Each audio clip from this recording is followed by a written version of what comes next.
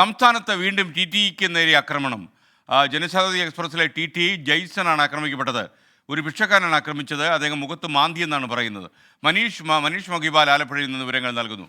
Manish, good morning, പറയൂ വിവരങ്ങൾ.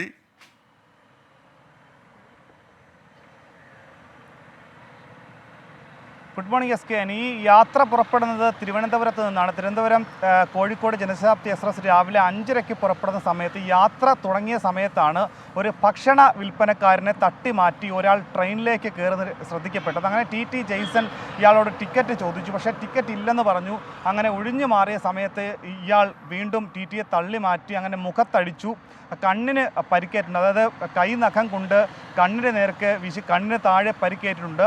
മറ്റു ചില ആളുകളൊക്കെ ഓടിക്കൂടി ഇയാളെ പിടികൂടാൻ ശ്രമിച്ചെങ്കിലും അവിടെ ഉണ്ടായിരുന്ന കാറ്ററിംഗ് ജീവനക്കാരൊക്കെ തട്ടി മാറ്റി ഓടുന്ന ട്രെയിനിൽ നിന്നും ഈ ഭിക്ഷക്കാരൻ ചാടി രക്ഷപ്പെടുകയായിരുന്നു എന്നാണ് ടി ടി ജെയ്സൺ പറയുന്നത്. പിന്നീട് ആ ട്രെയിൻ യാത്ര തുടർന്നു.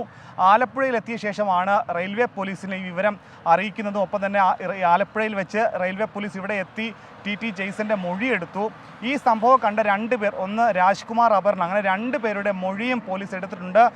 ഈ ഭിക്ഷക്കാരൻ ഇയാളെ പിടിക്കാൻ ചെന്നാൽ, അതായത് ഇയാളോട് നമ്മൾ പ്രതികരിക്കാൻ ചെന്നാൽ ഏത് വിധത്തിലും തിരിച്ച് പെരുമാറും, അല്ലെങ്കിൽ ആ രീതിയിൽ പ്രതികരിക്കുമെന്ന ഒരു രീതിയിൽ, ഭാഷ രീതിയിലായിരുന്നു അയാൾ ഉണ്ടായിരുന്നത്. അതുകൊണ്ട് തന്നെ അയാളെ ആർക്കും കീഴ്പ്പെടുത്താൻ സാധിച്ചില്ല. ഓടുന്ന ട്രെയിനിൽ നിന്നും അയാൾ ചാടി രക്ഷപ്പെടുകയായിരുന്നു എന്നാണ് അവിടെ ഉണ്ടായിരുന്ന സാക്ഷികളടക്കമുള്ള ആളുകൾ പറയുന്നത്. എന്താണെങ്കിലും കഴിഞ്ഞ ദിവസം ഉണ്ടായ ദാരുണമായ സംഭവത്തിന് ശേഷം നമ്മുടെ ട്രെയിനുകളിലൊക്കെ തന്നെ എത്രത്തോളം സുരക്ഷ ഉണ്ടാകുന്നുണ്ട് എന്ന കാര്യമാണ് മറ്റൊരു സംഭവത്തിൽ കൂടി വ്യക്തമാകുന്നത്. ട്രെയിനിലടക്കം ഇത്തരം സംഭവങ്ങൾ ഇനിയും ആവർത്തിക്കപ്പെടുകയാണ്. എന്നാൽ ഈ സംഭവത്തിൽ റെയിൽവേ പോലീസ് സ്വാഭാവികമായി തന്നെ ഒരു കേസെടുത്ത് അന്വേഷണം ആരംഭിക്കും.